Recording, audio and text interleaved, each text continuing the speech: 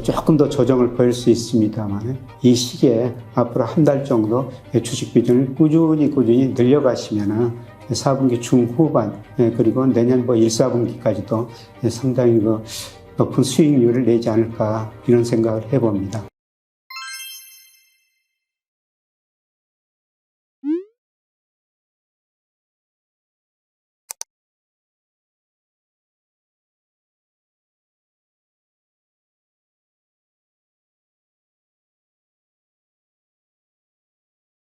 안녕하세요. 최근 통계청 산업활동 동향 등 다양한 경제지표가 발표됐습니다. 이런 경제지표를 보면서 최근의 경기 흐름 앞으로 전망해 보겠습니다. 우선 통계청에서 8월 산업활동 동향을 발표했는데요.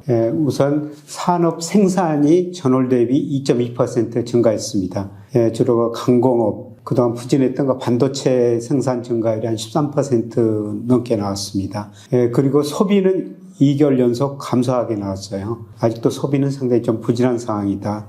그러나 투자는 특히 설비 투자가 3.6% 증가하게 나왔습니다. 지난 7월 산업활동 동향을 보면요. 생산, 소비, 투자 모두가 감소했는데 8월에는 소비 감소세는 이어졌지만은 생산하고 투자는 좀 증가했다. 이런 좀 긍정적인 측면이 있는 것 같습니다.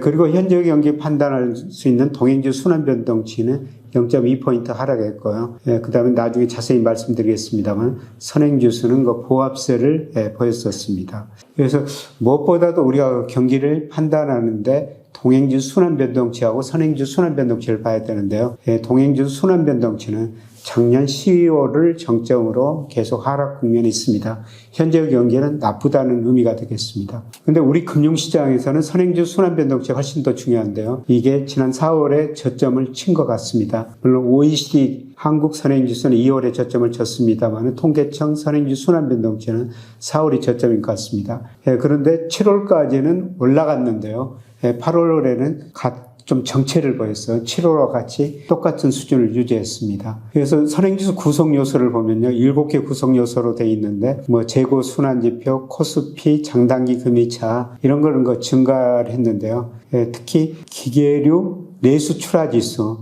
건설 수주액, 선행지수에서 이것들이 특히 건설 수주액이 무려 21%나 감소하면서 선행지수 정체에 크게 기했던 것 같습니다. 그러나 저는 선행지수가 8월에 정체를 보였지만 이게 다시 하락 국면으로 전환된 게 아니라 상승 국면에서 정체다 이렇게 지금 보고 있습니다. 그 다음에 제조업 경기를 볼 때 재고 출하 비율을 보자 이런 말씀을 계속 드렸습니다만은 지난 8월에 생산이 오히려 증가하다 보니까 재고가 그렇게 많이 증가를 안 했어요. 그래서 재고 출하 비율이 124로 오히려 8월과 굉장히 비슷한 수준을 보였었습니다. 재고가 어느 쪽에서 증가한가 이걸 봤더니 여전히 반도체에서 재고가 증가하고 최근에 자동차 분야에서 재고가 증가하고 있습니다. 재고는 상당히 높은 수준입니다. 그러나 제조업들이 좀 미래를 좀 긍정적으로 보고 최근에 생산을 늘리고 있는 것 같습니다.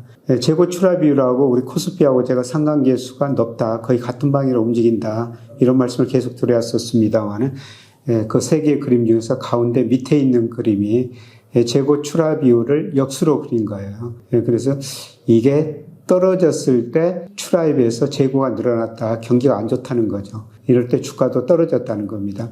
근데 물론 주가가 좀 선행을 해요. 주가가 8월, 9월 떨어졌죠. 그리고 역시 재고 출하 비율도 약간 올라가는 이런 모습이 나타나고 있습니다. 그러나 기업들이 구조조정을 하고 나중에 말씀드리겠습니다. 특히 4분기와 가면은 수출이 증가하면서 재고 출하 비율은 점차 낮아질 것이다. 이렇게 보고 있습니다.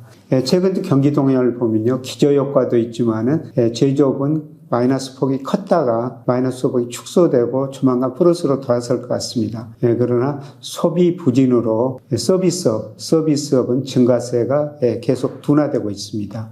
서비스업에 선행하는 지표가 금융업종 주가다 이런 말씀을 계속 드리고 있습니다만은 제가 서비스업을 앞으로 한번 예상해 본 겁니다. 그런데 서비스업 증가세는 앞으로 둔화되는 거 보니까 금융업종 주가는 앞으로도 더 조정을 거칠 수 있다. 물론 금융업종 주가가 선행합니다만은 제가 거꾸로 서비스업 예측오차가 더 적기 때문에 서비스업 지수를 전망하면서 금융업종 주가를 한번 말씀드려본 겁니다. 서비스업에도 정말 차별화되고 있는데요. 금융법, 운수창고, 보건, 사회복지 이쪽으로는 아직도 상당히 높은 증가세를 보이고 있습니다. 그러나 제일 부진한 게 도소매, 숙박, 음식점, 정보통신, 예술, 스포츠여가 이쪽 서비스에서 이쪽은 최근에 상당히 부진한 모습을 보이고 있습니다. 그래서 서비스업도 좀 차별화됐다 이렇게 볼 수가 있습니다. 9월 수출입 동향이 발표가 됐죠. 수출이 4.4% 감소했습니다. 수입도 감소했지만은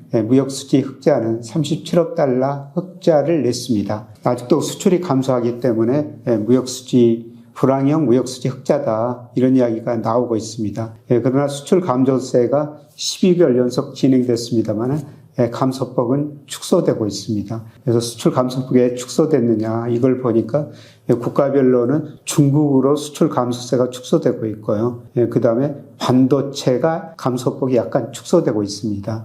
특히 우리 반도체는 중국으로 40% 가고 수출이 홍콩으로 15% 가거든요. 55%가 중국 홍콩으로 가는데 그동안 중국 홍콩 경기가 나쁘다 보니까 반도체 중심으로 중국으로 수출이 크게 감소했는데요.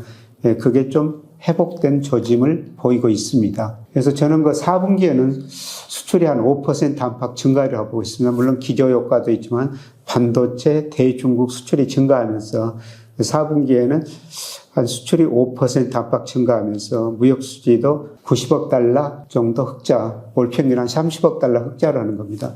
물론 9월 37억 달러에 비해서 올 평균 좀 적은 규모가 되겠습니다만은 그래도 무역수지가 흑자, 여기다 수출도 증가세로 돌아서면서 무역수지가 흑자로 돌아섰기 때문에 아마 여러분이 언론에서 불황형 흑자 이런 단어는 거의 사라지지 않을까 그렇게 생각하고 있습니다. 조금 더 품목별로 보면요. 그동안 우리 수출에서 크게 최근에 안 된 게 반도체였죠. 반도체가 2018년에 우리 수출 비중에서 거의 21% 근처까지 갔었어요. 그런데 올 9월까지 보니까 15% 정도로 반도체 수출이 굉장히 안 좋았습니다. 그런데 이게 최악의 상황은 지났다. 9월 수출 통계부터 나오고 있습니다. 아마 10월, 11월, 12월 가면서 4분기 통계가 발표되면 반도체 비중이 약간 늘어날 것 같습니다. 그동안 반도체는 수출이 안 됐는데요. 상대적으로 제일 잘 된 게 자동차였죠.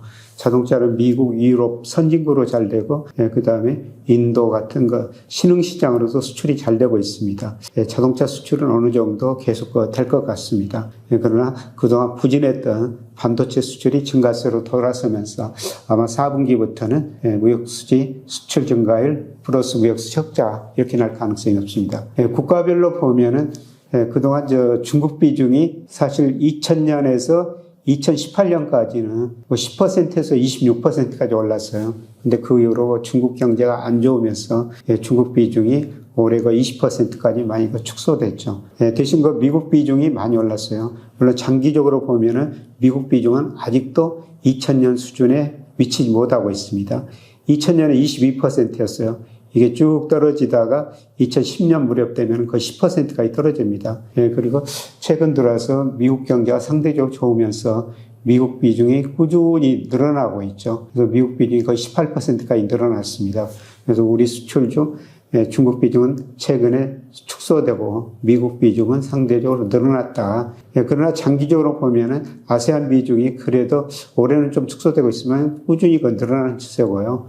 앞으로 우리가 관심을 가져야 될 나라가 인도라는 나라입니다. 미중 패권 전쟁으로 상대적으로 지정학적, 그 다음에 노동 생산성, 노동력 이런 걸 볼 때 인도 경제가 상당히 빠르게 성장할 가능성이 높습니다.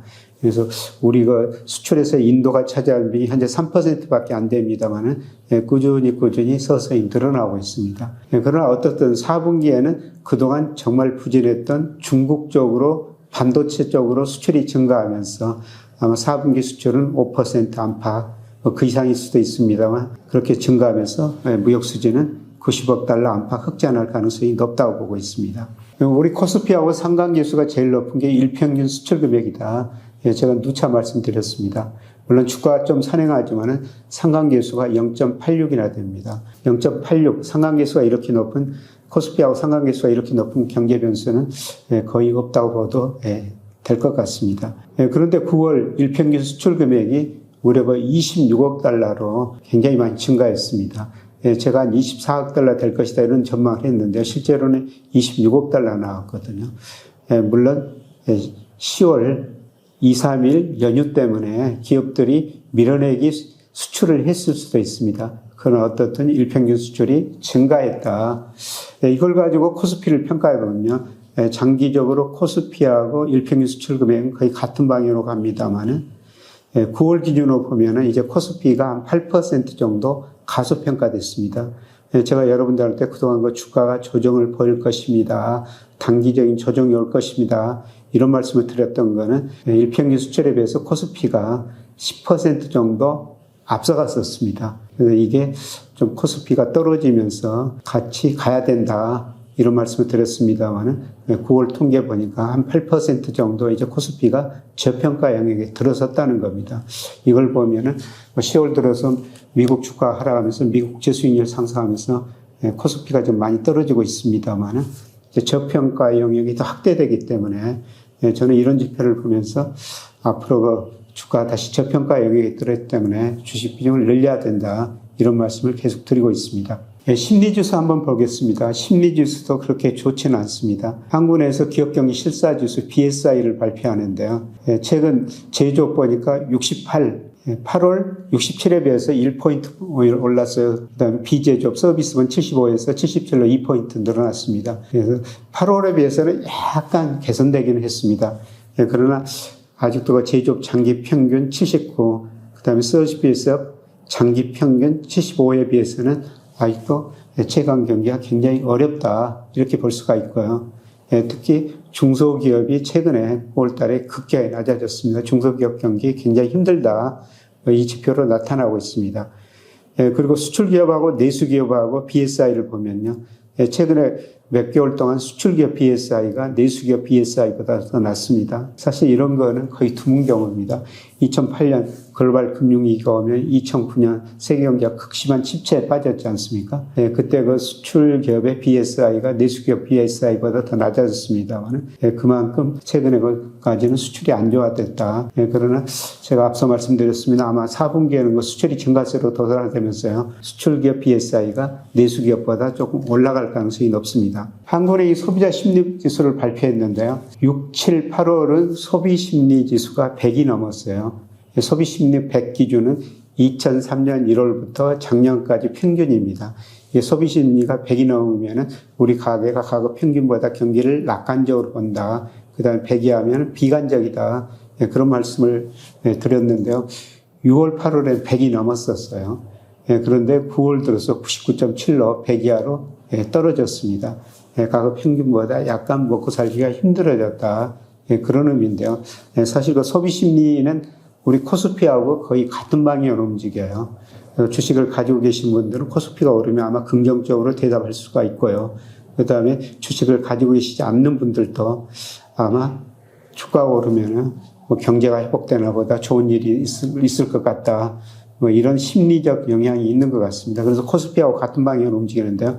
9월 코스피가 하락하면서 사실 소비 심리가 위축될 것이다. 그런 예고를 했는데 이게 현실화돼서 나타나고 있습니다.